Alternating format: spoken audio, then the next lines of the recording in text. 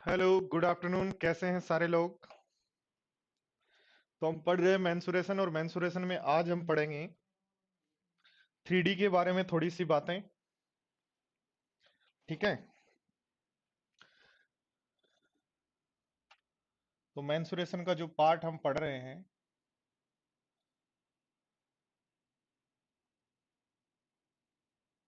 वो पार्ट है आपका 3D वाला। और 3D में हम सबसे पहले बात कर रहे हैं प्रिज्म।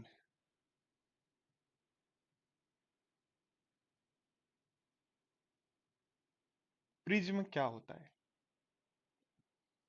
प्रिज्म क्या होता है? कोई भी ऐसी आकृति जिसका जैसा बेस है वैसा ही टॉप हो। सुनना, जैसा बेस है वैसा ही टॉप हो, और लिटरल सरफेस जो है वो रेक्टेंगल जैसी या स्क्वायर जैसी हो या क्वाड्रिलेटर जैसी हो। ठीक है। क्या बोलते हैं प्रिज्म में? प्रिज्म में बोलते हैं कोई भी ऐसी आकृति। ठीक है। कोई भी ऐसी आकृति जिसका जैसा बेस है वैसा का वैसा यदि टॉप हो। ठीक है। जैसा बेस है वैसा का वैसा यदि टॉप हो, और जो लिटरल सरफेस हैं वो आयत जैसी हो, तो वो कहलाता है प्रिज्म। क्या कहलाता है? प्रिज्म। ये ट्राइंगल बेस्ड प्रिज्म है जो आपको दिखाई दे रहा है। यानी ये जो प्रिज्म आपको दिखाई दे रहा है ये ट्राइंगल बेस्ड प्रिज्म है। यहाँ पे आपके पास स्क्वायर बेस्ड प्रिज्म भी हो सकता है। यानी इसका स्क्वायर बेस्ड है, ध्यान देना, इसका बेस कैसा है? स्क्वायर जैसा है। और टॉप भी कैसा है? स्क्वायर जैसा है, इसलिए स्क्वायर बेस्ड प्रिज्म होगा। रेक्टेंगल बेस्ड भी प्रिज्म हो सकता है, रेक्टेंगल बेस्ड भी प्रिज्म हो सकता है। रेक्टेंगल बेस्ड भी प्रिज्म हो सकता है। तो ये प्रिज्म है आपके पास कि कोई भी एक ऐसी आकृति जिसका जैसा बेस है वैसा यदि टॉप हो, जैसा बेस है वैसा यदि टॉप हो, जैसा बेस है वैसा यदि टॉप हो, तो ये सब हमारा क्या कहलाते हैं? प्रिज्म कहलाते हैं, प्रिज्म कहलाते हैं। अब ध्यान दो, यदि आप इसको देखोगे और इसको यदि मैं बात करूं तो इसका बेस हमारे पास, ध्यान दो, इसका बेस हमारे पास क्या है? एक ट्राइंगल है। टॉप भी क्या है? ट्राइंगल है। और सरफेस मेरे पास कितनी है? तो एक सरफेस तो मेरे पास ये वाली है, एक सरफेस तो मेरे पास ये वाली है रेक्टेंगल जैसी। दूसरी सरफेस मेरे पास दोस्तों ये वाली है। दूसरी सरफेस जो मेरे पास है वो ये वाली है, लिटरल सरफेस, पार्श्व पृष्ठ जिसको बोलते हैं वो। और तीसरी सरफेस यदि हम बात करें तो दोस्तों पीछे की तरफ है, पीछे की तरफ जो सरफेस दिखाई दे रही है वो वाली। तो ये आपके पास एक प्रिज्म है जिसमें तीन तो लिटरल सरफेस हैं, एक टॉप है और एक बेस है। इस तरीके से आप इस प्रिज्म की बात कर रहे हैं। तो दोस्तों इस प्रिज्म में यदि हम बात करें, दोस्तों इस प्रिज्म की यदि बात करें, तो प्रिज्म में हमारे पास यहां जो बेस है, इस बेस को यदि मैं नाम दे दूं ए बी सी, और इस हाइट को नाम दे दूं एच। ऐसे इसका बेस एक स्क्वायर जैसा है तो नाम दे दूं ए बी सी डी, और हाइट को नाम दे दूं एच। ठीक है। ऐसे इसका बेस रेक्टेंगल जैसा है तो बेस को नाम दे दूं ए बी सी और डी। बेस को नाम दे दूं ए बी सी और डी। ठीक है। बेस को यदि मैं नाम दे देता हूं ए बी सी और डी, ए बी सी और डी, ए बी और सी और डी। बेस यदि ट्राइंगल है तो ए बी सी हो जाएगा, और ये आपकी लिटरल सरफेस हो जाएंगी। तो ध्यान दो, देखो यहां यदि बेस ट्राइंगल है उस समय दो तो आपकी बेस और टॉप सरफेस है, दो सरफेस तो है, एक तो टॉप है और एक बेस है। उसके अलावा कितनी सरफेस है? तो एक तो होगा ए बी पर सरफेस बनेगी, एक ए सी पर सरफेस बनेगी, और एक बी सी पर सरफेस बनेगी। तीन सरफेस और होंगी, यानी टोटल सरफेस कितनी होंगी? पांच। जब हम दोस्तों ट्राइंगल स्क्वायर बेस्ड प्रिज्म की बात कर रहे हैं, बेस जब स्क्वायर जैसा है उस समय प्रिज्म की बात कर रहे हैं, तो बेस और टॉप मिला के दो आपके पास सरफेस होंगी। बेस और टॉप मिला के दो सरफेस होंगी। उसके अलावा ध्यान दो, ए बी पर एक सरफेस होगी, बी सी पर एक सरफेस होगी, सी डी पर एक सरफेस होगी, और डी ए पे एक सरफेस होगी। तो चार सरफेस और होंगी। तो इस केस में सरफेस कितनी होंगी? छह। ऐसे देखो यहां यदि बात करें तो दो, एक बेस और एक टॉप होगा, दो सरफेस होंगी। ए बी एक सरफेस होगी, बी सी एक सरफेस होगी, सी डी एक सरफेस होगी, डी ए एक सरफेस होगी, तो चार सरफेस और होंगी टोटल, यानी यहां सरफेस होंगी छह। तो याद रखना ट्राइंगल बेस्ड प्रिज्म में, ट्राइंगल बेस्ड प्रिज्म में सरफेस होती हैं पांच, स्क्वायर बेस्ड प्रिज्म में सरफेस होती हैं छह, रेक्टेंगल बेस्ड प्रिज्म में सरफेस होती हैं छह। यदि आपका पेंटागन है तो उसमें सरफेस कितनी होंगी, तो ध्यान दो बेस में यदि पांच भुजाएं हैं तो पांच तो वो, और बेस और टॉप और, इसलिए कितनी सरफेस होंगी उस केस में पांच और दो सात। तो ये हमारी प्रिज्म होता है, इसको हम प्रिज्म बोलते हैं। अब प्रिज्म के लिए यदि एरिया और वॉल्यूम की बात करें कि क्या क्या फॉर्मूले हमारे को प्रिज्म के आने चाहिए, प्रिज्म के कौन कौन से फॉर्मूले हमें आने चाहिए। ठीक है, प्रिज्म के ऐसे कौन कौन से फॉर्मूले हैं जो आपको आने चाहिए, तो अब सीखते हैं हम। ये आपका एक प्रिज्म है जिसमें बेस का नाम दे दें ए बी सी, ध्यान देना इस बेस का नाम दे दें ए बी सी, और ये हाइट यदि दे दें एच। तो यहां सबसे पहले यदि हम बात करें, सबसे पहले यदि हम बात करें तो होगा literal surface area. Literal surface area या पार्श्व पृष्ठ क्षेत्रफल, पार्श्व पृष्ठ क्षेत्रफल, पार्श्व पृष्ठ क्षेत्रफल यानी कौन कौन सी पार्श्व पृष्ठ होंगी, कौन कौन सी पार्श्व पृष्ठ होंगी, तो एक पार्श्व पृष्ठ होगी एसी पर जो पृष्ठ बना हुआ है वो, एसी पर जो पृष्ठ बना हुआ है वो पार्श्व पृष्ठ एक होगा। तो एसी पर बने हुए पृष्ठ को एक पार्श्व पृष्ठ बोलेंगे। तो एसी को यदि हम मान लें ये साइड बी है, एसी को यदि हम साइड बी मान लें, ये साइड हमारी ए है, ये साइड सी है, तो एसी को यदि बी मान लें, हाइट हमें पता है एच है प्रिज्म की, तो इस सरफेस का एरिया बी इंटू एच हो जाएगा क्या। ऐसे देखो ध्यान दो, दूसरी सरफेस हमारे पास कौन सी है, दूसरी सरफेस यदि हम मान लें सी बी पर बनी हुई है जो, तो ये वाली होगी, और सी बी पर बनी हुई सरफेस यदि ये वाली है, तो इसका एरिया क्या होगा, तो इसका एरिया आप कहोगे, क्या कहोगे बोलो साथियों, क्या कहोगे फटाफट बताओ। तो इसका एरिया आप कहोगे, बेस तो है ए, हाइट है एच, और बेस यदि ए हाइट एच है तो इसका एरिया होगा ए इंटू एच। एक पार्श्व सतह और होगी, एक पार्श्व सतह और होगी, कौन सी होगी, ये वाली, ये पार्श्व सतह और होगी। तो ए बी पर जो बनी है वो पार्श्व सतह और होगी, तो उसका एरिया हो जाएगा ए, बेस तो हो गया सी, हाइट हो गई एच, एच यदि कॉमन ले लें तो हमारे पास बन रहा है ए प्लस बी प्लस सी। इसलिए दोस्तों इसको यदि आप नॉर्मलाइजेशन में लिखना चाहो तो आप लिख सकते हो ए प्लस बी प्लस सी क्या है, आधार का परिमाप, क्या है, आधार का परिमाप, पैरामीटर ऑफ बेस इनटू ऊंचाई, इनटू ऊंचाई। तो किसी भी प्रिज्म का लिटरल सरफेस एरिया, किसी भी प्रिज्म का लिटरल सरफेस एरिया क्या होता है।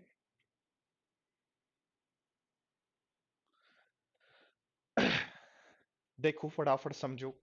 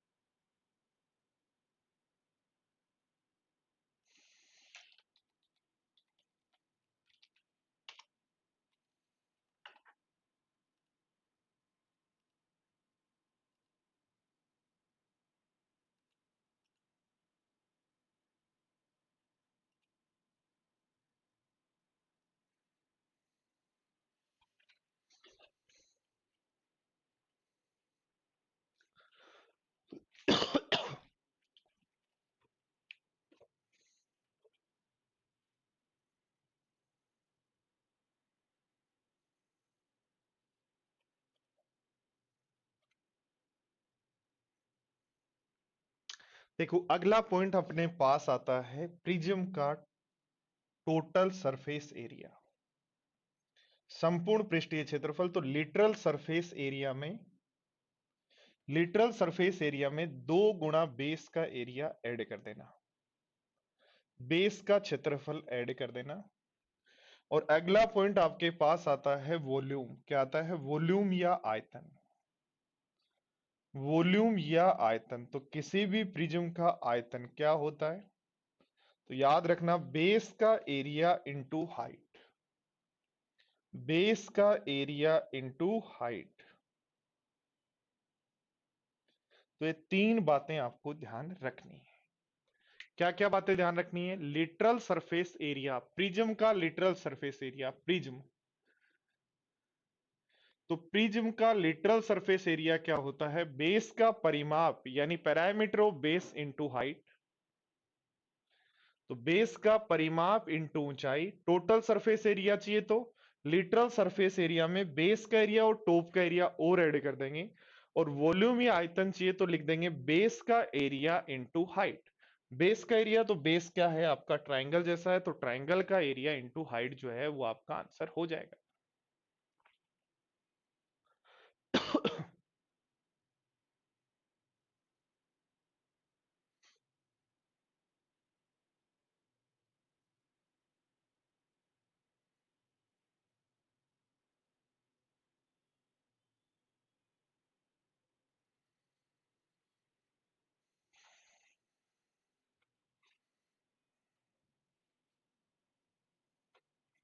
नेक्स्ट देखो, प्रिज्म को ही यदि हम थोड़ा सा ध्यान से देखें, प्रिज्म को ही यदि थोड़ा सा ध्यान से देखें, ऐसा प्रिज्म जिसकी प्रत्येक साइड बराबर हो, ये भी ए है, ये भी ए है, और ये भी ए है, और ये भी ए है, ये भी ए है, ये भी ए है, सब ए है।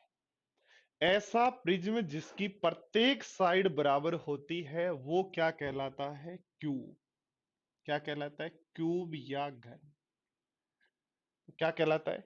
क्यूब कहलाता है या घन कहलाता है? ठीक है। तो क्यूब को हम बोल सकते हैं प्रिज्म है, क्यूबॉइड को हम बोल सकते हैं प्रिज्म है, माचिस की डिब्बी को हम बोल सकते हैं प्रिज्म है, कंप्यूटर का जो सीपीयू होता है जो नीचे जैसा वैसा वैसा ही टॉप है उसको प्रिज्म बोल सकते हैं। जो साइंस के स्टूडेंट है उन्होंने फिजिक्स लैब में कांच का टुकड़ा देखा होगा, ठीक है, तिकोने जैसा, यानी रखते हैं तो 2 ऐसे छतरी नुमा आकृति दिखाई देती है, तो वो भी जो है वो प्रिज्म है। ये सब आकृति जिनका जैसा बेस है वैसा ही टॉप हो, कोई भी ऐसी आकृति रूम जैसा बेस है वैसा ही टॉप है, और लिटरल जो सरफेस है वो आयत या स्क्वायर जैसी है, तो वो प्रिज्म कहलाता है।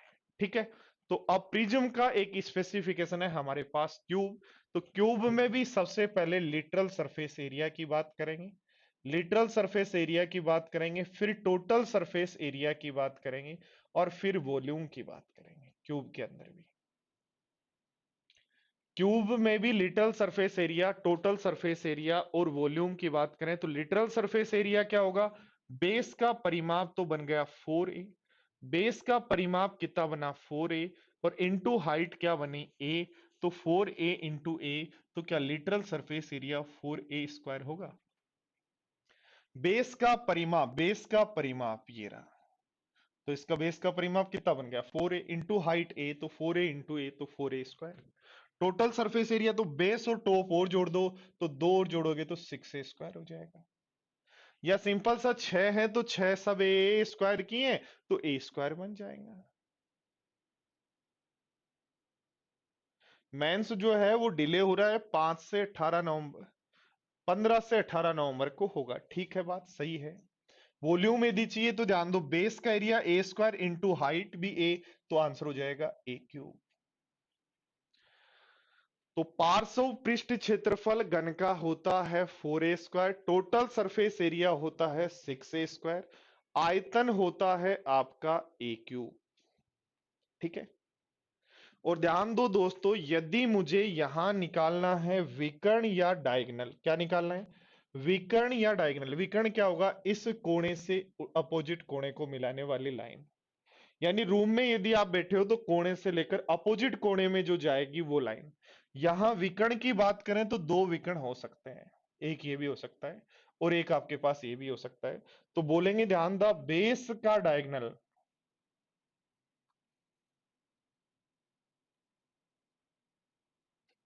डायगोनल ऑफ बेस यदि निकालना है तो आपके पास होगा √2 × a। पर डायगोनल ऑफ यदि क्यूब यदि निकालना है तो याद रखना होगा √3a, √3।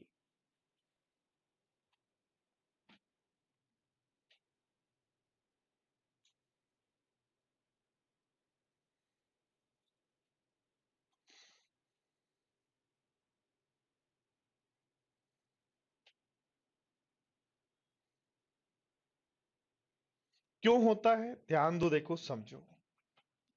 यदि आपको बेस का डायगोनल निकालना है तो आपको पता है प्रत्येक साइड यहां क्या है, ए है। प्रत्येक साइड ए है, प्रत्येक एंगल भी 90 डिग्री, इसका ये क्या हो जाएगा √2a। और यदि आपको पूरा डायगोनल निकालना है तो इस डायगोनल और इस साइड को यूज लेंगे, तब ये बनेगा हमारे पास √3a। आगे बात सबको समझ में।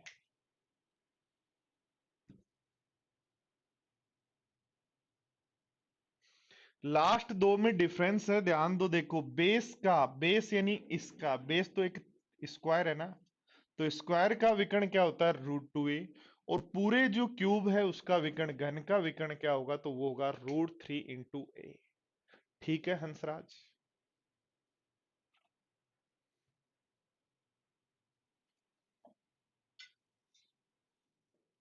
ठीक है दीपक, पढ़ा देंगे।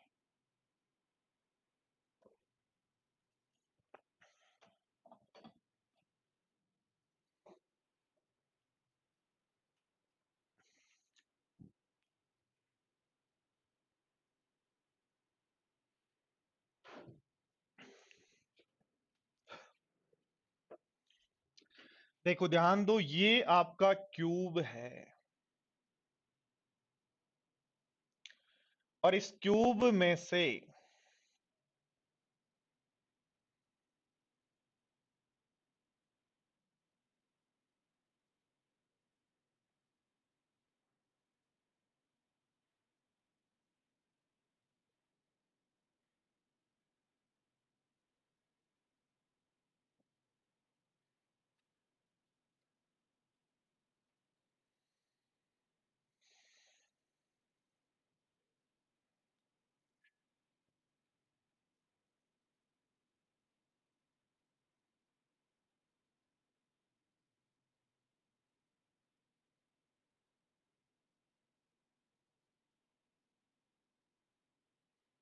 इस क्यूब में से ये वाला जो क्यूब है,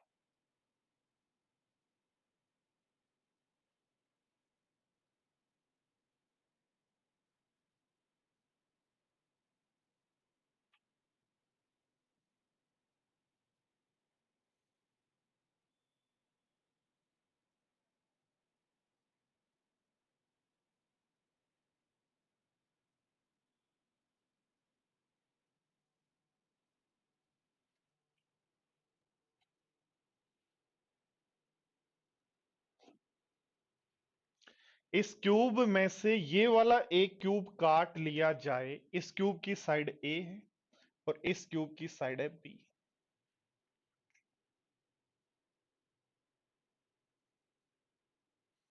पूरा नहीं काट रहे हो, एक कोने से एक क्यूब काट रहे हो। कैसे काटेंगे, कैसे बनेगा, समझ लें।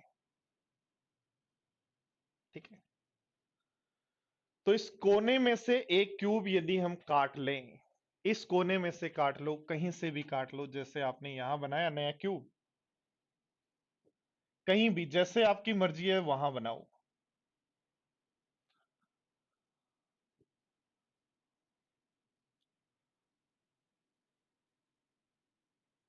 क्यूब बनाना है बस, ये ध्यान रखना, और उसको काटना है।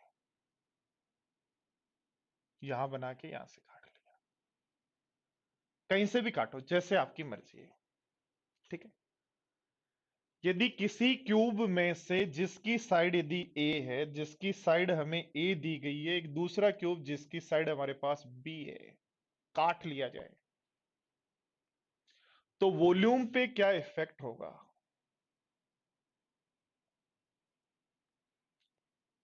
सोचें, क्या रहेगा वॉल्यूम?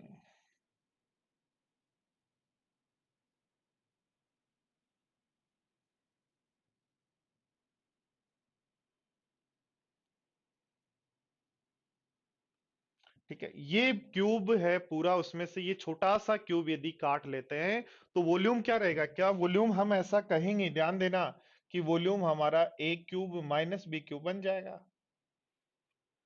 यानी पूरे क्यूब में से जैसे ही ये क्यूब हटाओगे, पूरे क्यूब में से जैसे ही ये क्यूब हटाओगे, छोटा वाला क्यूब, तो आपका वॉल्यूम बन जाएगा, क्या बन जाएगा? जो अभी मैंने आपको बताया।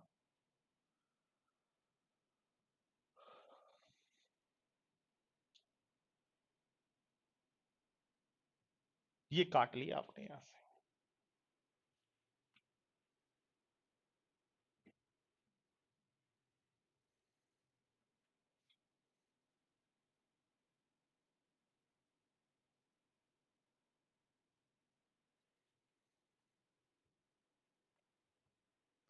बट टोटल सरफेस एरिया पे क्या इफेक्ट होगा?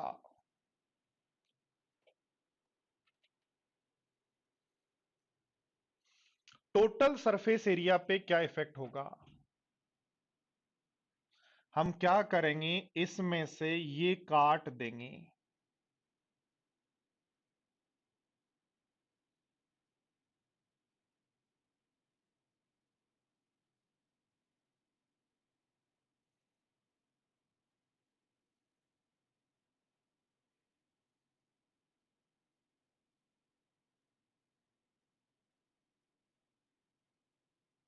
ये काट ही देंगे यहां से। और जैसे ये काट देंगे तो यहां से ये खाली दिखाई देगा आपको। तो ये जो हमें दिखाई दे रहा है काटने के बाद, उसका टोटल सरफेस एरिया क्या होगा? तो मैं क्या कह रहा हूं, एक क्यूब के कोने में से एक छोटा क्यूब काट दें तो टोटल सरफेस एरिया पे क्या इफेक्ट होगा?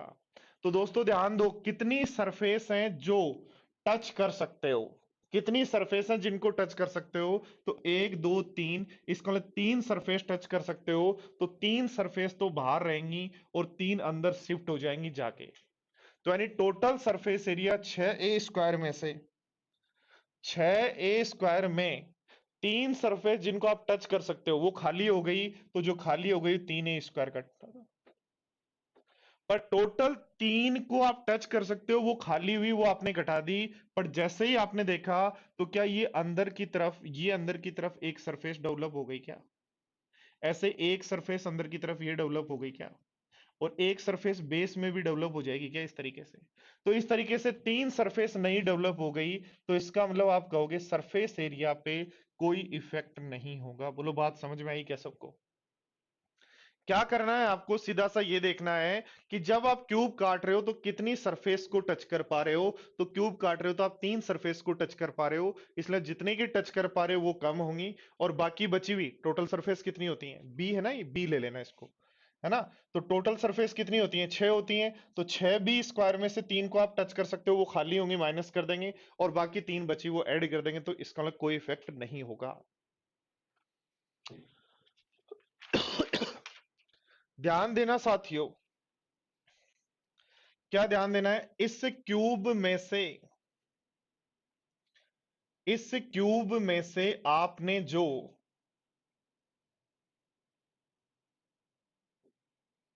इस क्यूब में से आपने जो क्यूब काटा,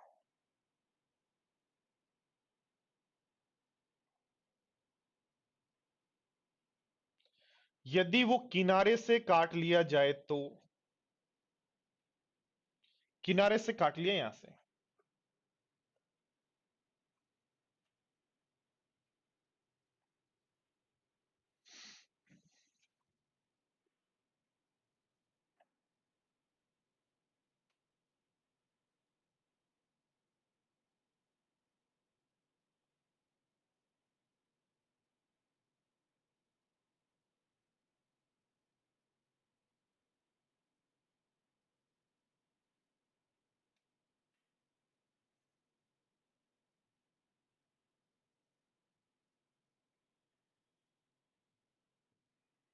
ये किनारे से काट लिया आपने।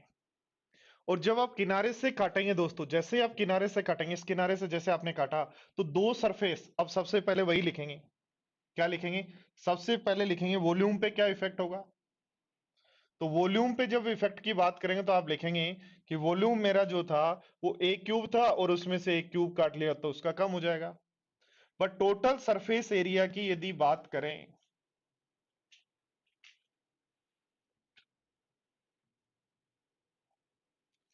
ठीक है बिटू, बोल दूंगा मैं।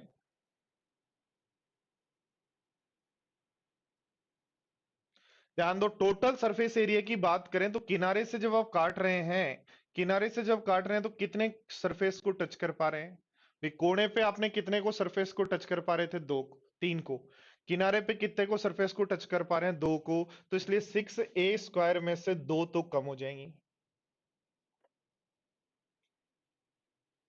दो तो कम हो जाएंगी। टोटल 6 हैं तो अंदर की तरफ दो डेवलप हो जाएंगी।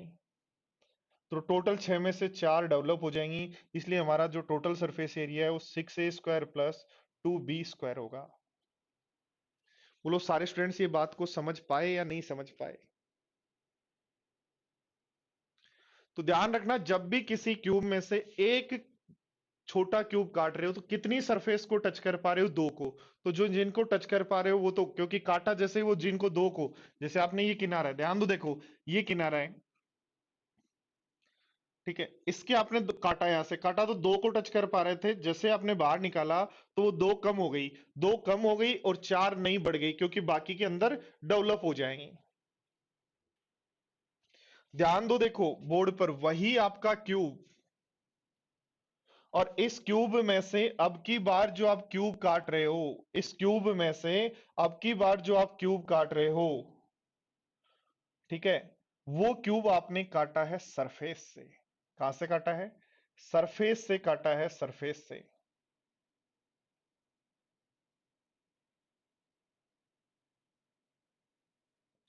सरफेस से काटने का मतलब है कि ये दीवार है, यहां से आपने अंदर से पूरा क्यूब काट के बाहर निकाला। तो आप यहां टोटल सरफेस एरिया की जब भी पहले वॉल्यूम की बात करेंगे, तो वॉल्यूम की यदि बात करेंगे तो ए क्यूब पूरे वॉल्यूम में से एक छोटा क्यूब का वॉल्यूम माइनस कर देंगे। पर ध्यान दो दोस्तों, जैसे ही दीवार में से काट रहे हैं, इस दीवार में से हटा रहे हैं या सामने वाली दीवार में से हटा रहे हैं, जहां से भी आप हटा रहे हैं, चाहे इसको आप यहां से मान सकते हो कि आपने यहां दीवार में से हटा लिया, पर जैसे आपने दीवार में से हटाया तो जब दीवार पे, पूरी दीवार पे से हटा रहे हैं, जैसे इसमें से मैं अंदर से क्यूब काट रहा हूं तो कितनी सरफेस को टच कर पाऊंगा? एक को। इसलिए टोटल सरफेस एरिया की जब भी बात करूं, टोटल सरफेस एरिया की जब भी मैं बात करता हूं, तो याद रखना 6a² में से एक को टच कर सकता हूं तो b² माइनस हो जाएगा, और बाकी पांच अंदर डेवलप हो जाएंगी। क्योंकि जैसे आप बाहर एक क्यूब निकालोगे, छेद बनेगा, तो पांच सतह अंदर डेवलप हो जाएंगी। इसलिए आंसर हो जाएगा 6a² प्लस 4b²।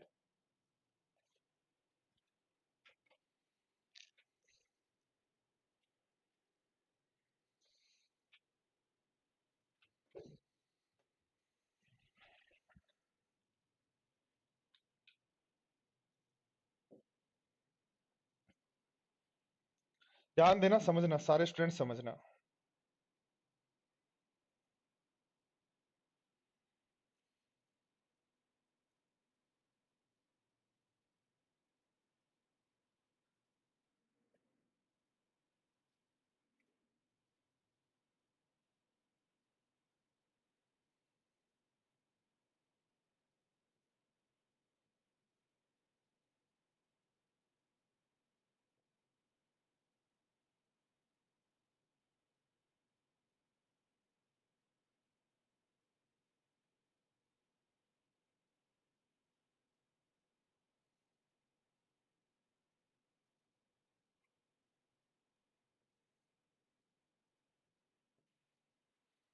आपने क्या किया दोस्तों, आपने क्या किया कि आपने ये क्यूब काट दिया, यहां से गोल, सॉरी, अर्ध गोला काट दिया।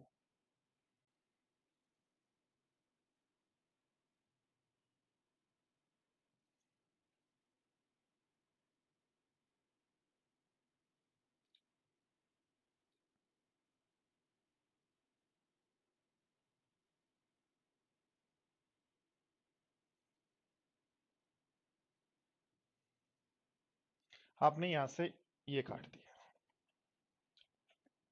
या आपने यहां से एक सिलेंडर काट लिया। क्या काट लिया? सिलेंडर काट लिया।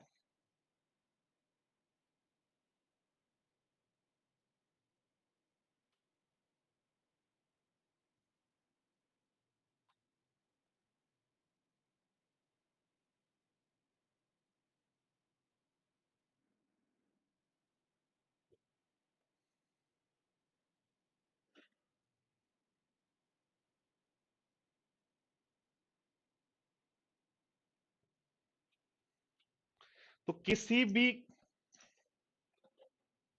जिसकी रेडियस मान लो गिवन है आर, और इसकी साइड गिवन है ए, यदि पूछता है वॉल्यूम,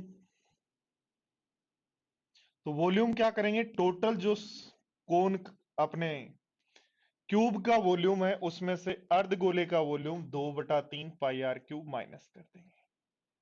पर ध्यान दो, टोटल सरफेस एरिया की यदि बात करें तो टोटल सरफेस एरिया होता है 6a² माइनस, सबसे पहले ध्यान देना, इसको जब माइनस करें तो किसको आप टच कर सकते हो? इस अर्धगोले को जैसे आपने बनाया, बनाते ही किसको टच कर सकते हो? ऊपर वाली सतह को, इसलिए पाई r² को टच कर सकते हो, तो वो तो होगी माइनस। प्लस प्लस क्या, इसके काटने के कारण अर्धगोले का टोटल सरफेस एरिया क्या होता है? 3 पाई r²। 3 पाई r² में पाई r² को आप टच कर सकते थे तो वो खाली हो गया, अब अंदर जो डेवलप हुआ वो बचा हुआ तो 2 पाई r² हुआ क्या? इसलिए 6a² प्लस पाई r² हो जाएगा क्या?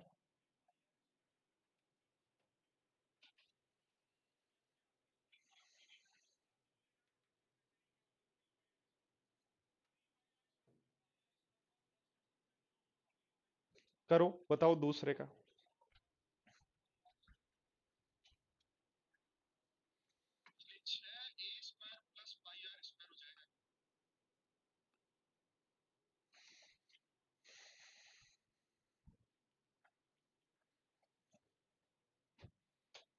यदि टोटल पहले वॉल्यूम की बात करें तो a³ में से सिलेंडर का वॉल्यूम पाई r² h घटाएं,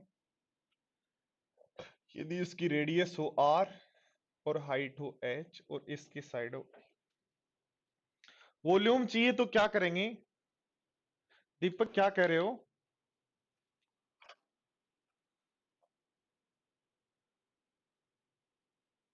दीपक कह रहा है सर पहले वाले केस में इससे इंपॉर्टेंट नहीं है क्या? समझ में नहीं आया दीपक, क्या पूछना चाह रहे हो आप?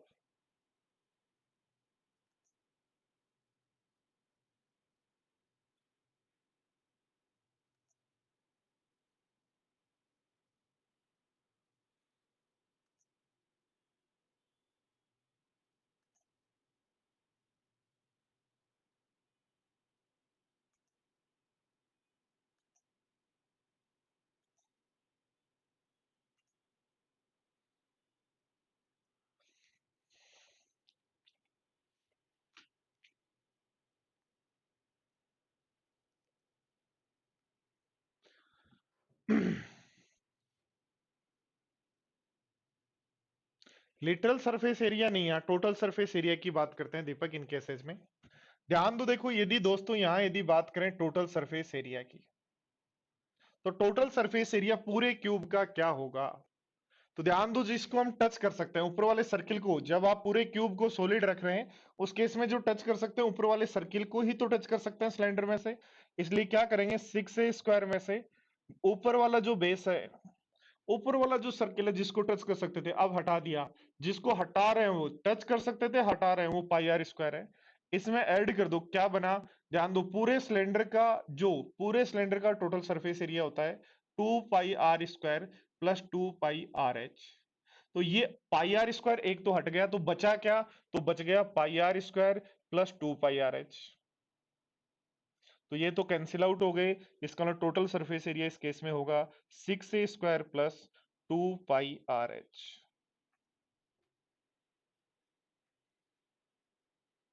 बोलो ठीक है क्या बात?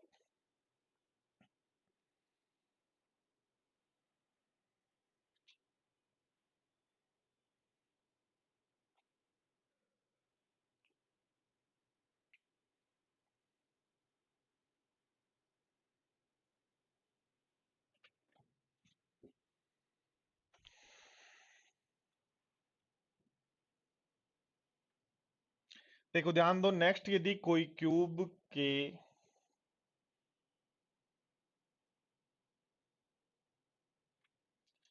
कोई क्यूब किसी गोले में फिट हो,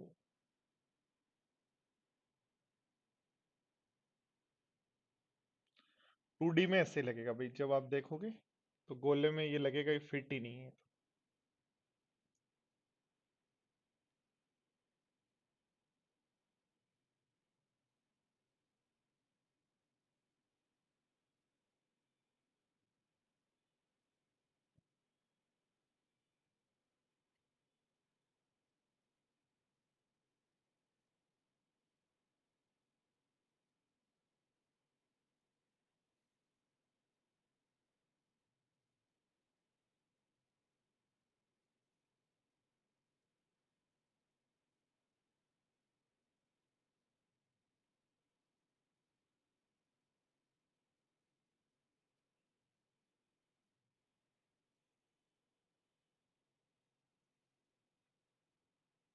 जब भी आप किसी गोले को इस तरीके से देखेंगे कि गोले के अंदर जब आपको क्यूब फिट होगा तो इसी तरीके से कुछ दिखाई देगा।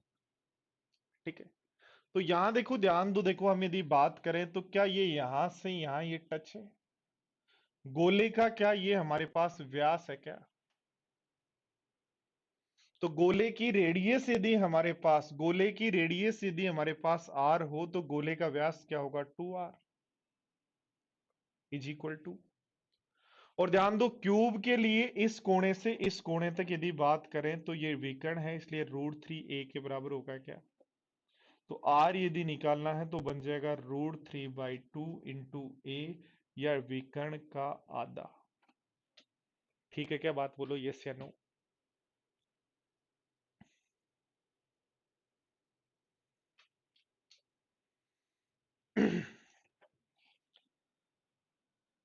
यदि किसी क्यूब के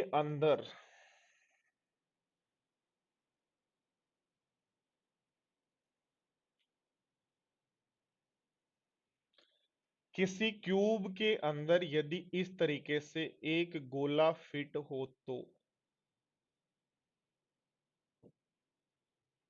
किसी क्यूब के अंदर यदि गोला फिट हो तो क्यूब के अंदर जब भी गोला फिट होगा तो ध्यान देना बोर्ड पर, क्या मुझे एक बात बताओ, यहां से यहां तक जो होगा,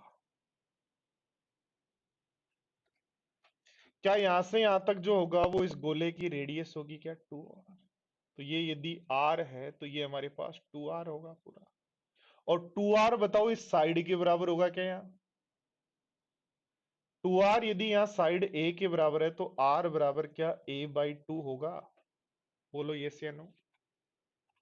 तो किसी भी गोले में एक क्यूब फिट हो, क्यूब इन ए स्पेयर,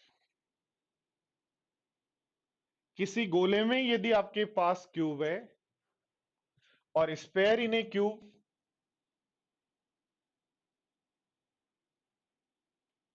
तो गोले की रेडियस होगी r बराबर a/2। ए कौन है? यहां क्यूब की साइड है, यहां क्यूब की साइड है।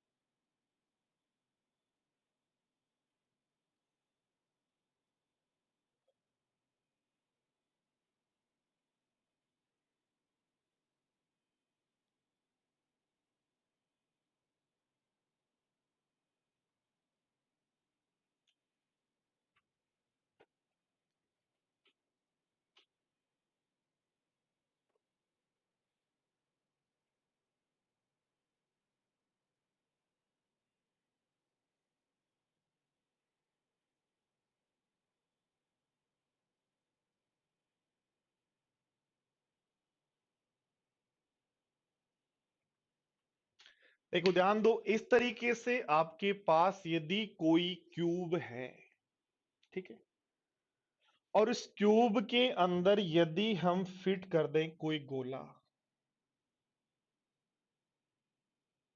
तो क्या वो इसी तरीके से फिट होगा? बोलो यस या नो।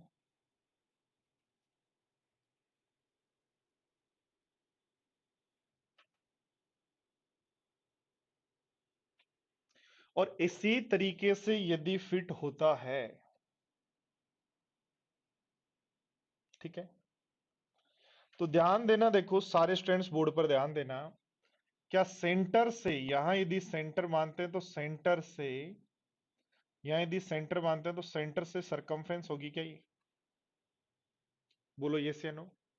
सेंटर से सरकमफ्रेंस की दूरी रेडियस होगी क्या? बोलो ये भी रेडियस होगी क्या? ठीक है, इसी तरीके से यदि मैं बात करूं तो इधर ये भी रेडियस होगी क्या, यहां से यहां तक?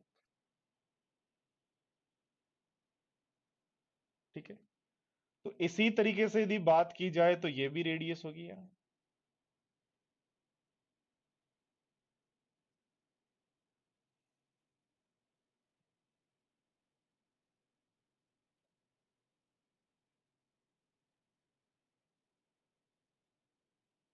ठीक है, अब ध्यान दो, देखो यदि मैं इसको यहां से यहां मिला दूं, ऐसे इसको यहां मिला दूं, ऐसे इसको यहां मिला दूं, और ऐसे इसको यहां मिला के और ये मैं बात करूं, तो मेरे पास ये भी आर है, ये भी आर है, ये भी आर है, ये भी आर है, सब आर है। तो ऐसा यदि मेरे पास है तो बोर्ड पर ध्यान देना, क्या ध्यान देना है, बोर्ड पर समझना कि सेंटर से यहां तक की दूरी क्या होगी, अपोजिट वर्टेक्स तक की दूरी क्या होगी।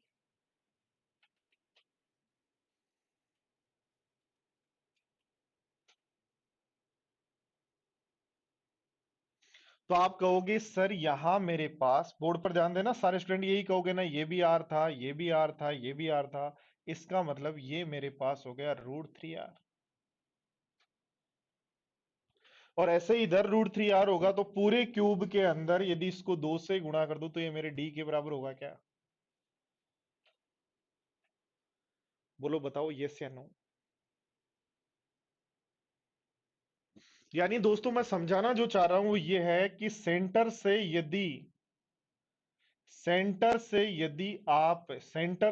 इस क्यूब के वर्टेक्स तक जाते हो, सेंटर से यदि इस क्यूब के वर्टेक्स तक जाते हो, क्यूब के वर्टेक्स तक, सेंटर से यदि क्यूब के वर्टेक्स तक जाते हो, तो ये जो वैल्यू होगी, क्या ये √3r होगी क्या? मुझे तो ये पूछना है बस। तो सेंटर से जैसे ही वर्टेक्स तक जाते हैं, सारे स्टूडेंट्स ध्यान दे लेना, सेंटर से जैसे ही वर्टेक्स तक जाते हैं तो सेंटर से वर्टेक्स तक की दूरी, अब क्यों कह रहा हूं, क्योंकि ध्यान दो, देखो यदि इसमें मैं कह दूं 2 गोले फिट कर दूं, एक यहां ऐसा का ऐसा, एक इधर, और तो इसको थोड़ा छोटा करना पड़ेगा।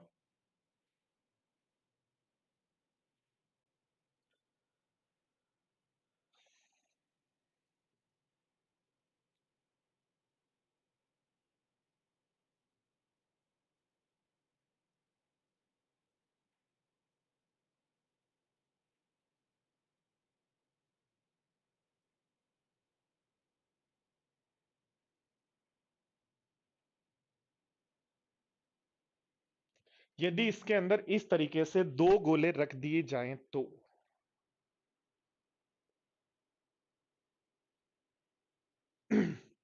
और इस तरीके से जैसे 2 गोले दोस्तों रखेंगे तो मुझे एक बात बताना, यदि इसका सेंटर ये है तो सेंटर से यहां तक क्या होगा, आर। ये काम करता हूं, इसके मैं अपोजिट सिरे से इसके अपोजिट सिरे को मिला देता हूं। ठीक है, ठीक है, सेंटर से होकर जाएगा, ये ध्यान रखना है थोड़ा सा, जब भी आप बना रहे होंगे तो ये इस तरीके से फिट होंगे कि दोनों एक दूसरे के सेंटर से पास होते हुए विकर्ण तक पहुंचेंगे। तो ध्यान देना, मेरे को बताओ, देखो ध्यान दो बोर्ड पर, ये कितना होगा तो आप कहोगे आर, ये कितना होगा तो आप कहोगे आर।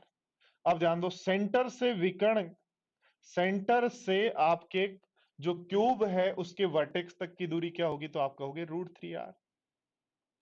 फिर इधर सेंटर से अपोजिट वर्टेक्स तक की दूरी क्या होगी तो आप कहोगे √3r। तो क्या क्यूब का जो विकर्ण है, क्यूब का जो विकर्ण है वो 2r + 2√3r के बराबर होगा क्या? ये समझाना चाह रहा था मैं।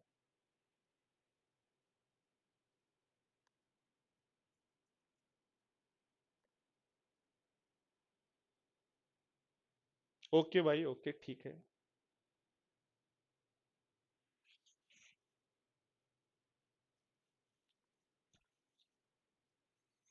बोलो सारे स्टूडेंट्स को बात समझ में आई या नहीं आई?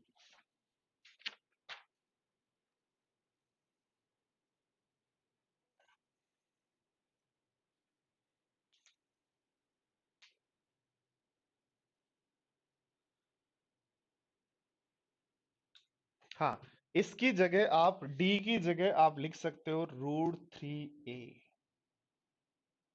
√3a यदि इसकी साइड ए ले रहे हो तो। वापस देखो, ध्यान दो दोस्तों, सबसे पहले आपको समझना है इस डायग्राम।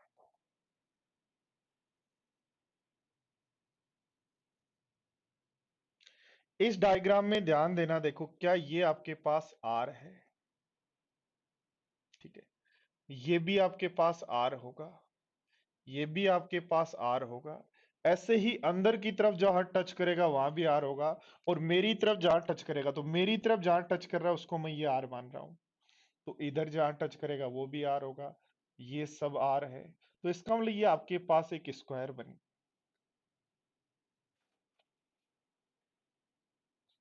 क्यूब बन जाएगा इस तरीके से, ठीक है। और इस क्यूब के अंदर यदि ये आपका प्रत्येक साइड इसका क्यूब का, छोटे क्यूब का आर है, तो विकर्ण क्या √3r होगा क्या? और इधर ये भी √3r होगा, और इधर ये √3r होगा, इसका मतलब √3r × 2 बराबर पूरे विकर्ण के बराबर होगा। इसको आप सोल्व भी कर सकते हो, क्या बन जाएगा, 2√3r = d बराबर √3/a। इससे ये काट दें तो r बराबर a/2। यही तो सीखा आपने, अंदर जो वृत्त बनेगा उसकी रेडियस। तो अंदर जो स्पेयर बनेगा किसी भी क्यूब में, अंदर जो स्पेयर बनेगा उसकी रेडियस क्या है, a/2, वही तो है। बट मैं एक बात सिखा रहा हूं, उसके अंदर जब भी सेंटर से आप अपोजिट वर्टेक्स तक जाते हो तो ये जो वैल्यू है वो √3r है। तो यदि दो स्पेयर रख दें, तो दो स्पेयर यदि रख दें तो ध्यान दो, देखो दो स्पेयर रखते ही ये आर होगा, ये आर होगा। अब ये थोड़ा सा 3D है, तो आपको थोड़ा सा दिमाग लगाना पड़ेगा मेरे प्यारे साथियों, थोड़ा सा दिमाग आपको लगाना पड़ेगा। 3D के डायग्राम में थोड़ा थोड़ा आपको खुद को सोचना ही पड़ेगा, क्योंकि 3D में जब नहीं सोचेंगे तो कैसे काम चलेगा। तो यहां ये मान लेना ये 3D में ही है, यहां ये जो स्पेयर है वो 3D में है। इसी प्रकार से यहां भी ये स्पेयर जो है ये 3D का स्पेयर है।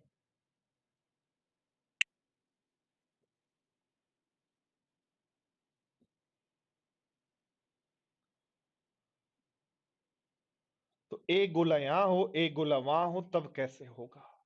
तो ध्यान देना, हमें पता है सेंटर से लेकर सेंटर से लेकर सरकमफ्रेंस तक की दूरी होती है आर। सेंटर यदि इसका यहां है तो सरकमफ्रेंस तक की दूरी होती है आर।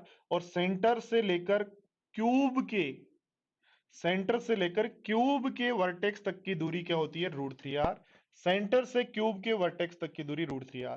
तो अपोजिट ये पूरा d हो गया, तो याद रखना d या √3a = होगा ये। Got it? चलो ध्यान दो, एक क्यूब यदि आपके पास है, एक क्यूब यदि आपके पास है तो आप प्रत्येक सरफेस ए है, इसलिए एरिया कह रहे हो, टोटल सरफेस एरिया 6a² होगा। एक क्यूब यदि आपके पास है तो आप कह रहे हो इसकी प्रत्येक सरफेस का यदि साइड ए है तो 6 सरफेस है, इसलिए टोटल सरफेस एरिया 6 ए स्क्वायर होगा। ध्यान दो दोस्तों, एक क्यूब आपके पास है, आपने इससे एडजेसेंट एक क्यूब और जोड़ दिया।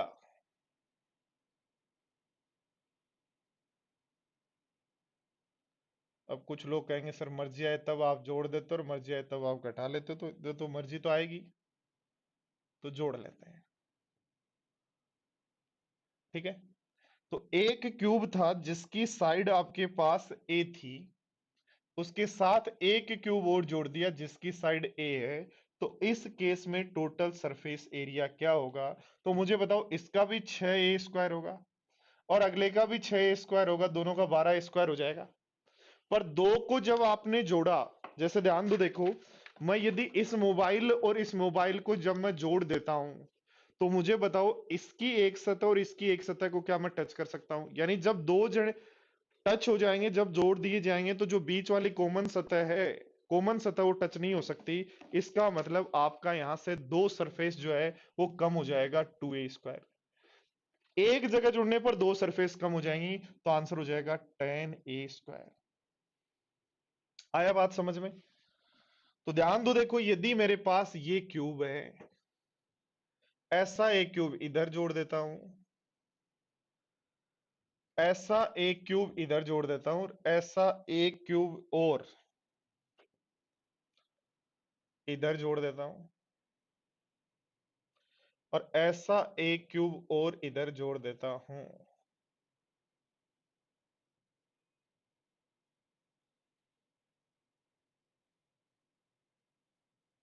ठीक है, और ऐसा एक क्यूब ऊपर जोड़ देता हूं इधर। ठीक है, और ऐसा एक क्यूब नीचे जोड़ देता हूं इधर। ठीक है, तो इस केस में टोटल सरफेस एरिया क्या होगा यदि प्रत्येक साइड ए है?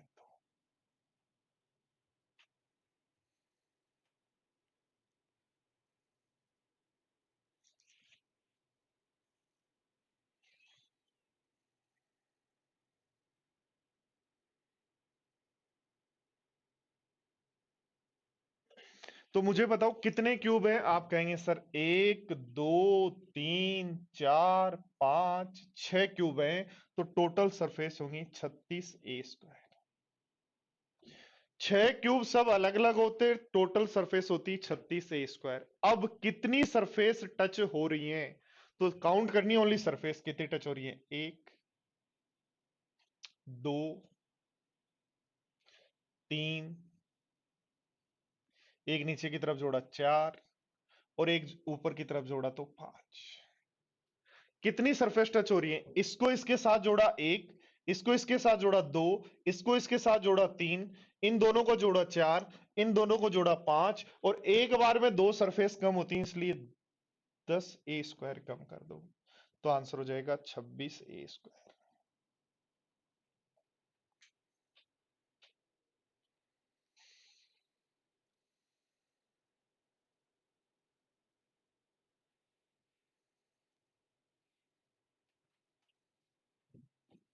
अब ऐसा मत पूछना सर मैं डायग्राम कैसे बनाऊं।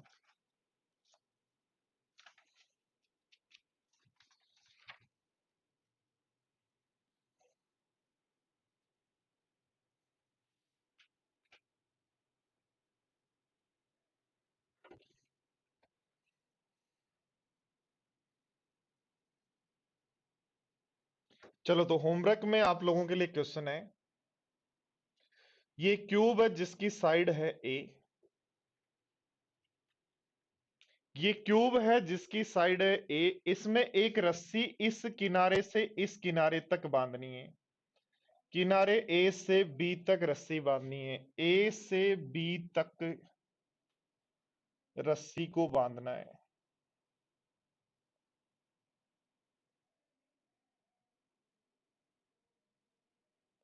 तो मिनिमम लेंथ बताओ।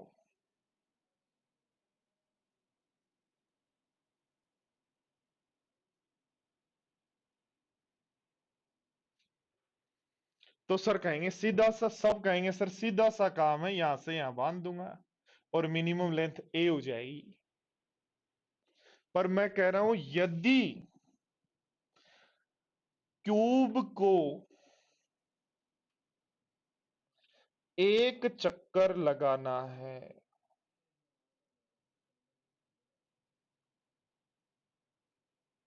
क्या कहा है, एक क्यूब है जिसमें ए से बी तक एक रस्सी बांधनी है, पर वो चक्कर के साथ होनी चाहिए, ऐसे चक्कर लगते हुए यहां पहुंचना है, इस पे पूरे पे चक्कर लगते हुए एक पहुंचना है। तो एक चक्कर हो सकता है, दो हो सकता है, पांच हो सकता है, 10 हो सकता है, कितने भी हो सकते हैं। देखो ध्यान दो, क्वेश्चन क्या है, एक क्यूब में रस्सी बांधनी है ए से बी तक। आपने कहा सर ए से बी तक तो बुझाई तो है, इसलिए ए लेंथ की मिनिमम रस्सी हो जाएगी। मैं क्या कह रहा हूं कि रस्सी तो बांधनी है पर एक राउंड लगा के बांधनी है, यानी यहां से स्टार्ट करना है, पूरी चारों साइड को टच करते हुए फिर यहां पहुंचना है। तो उसकी लंबाई क्या होगी? करें होमवर्क आपका, मिलते हैं नेक्स्ट क्लास में।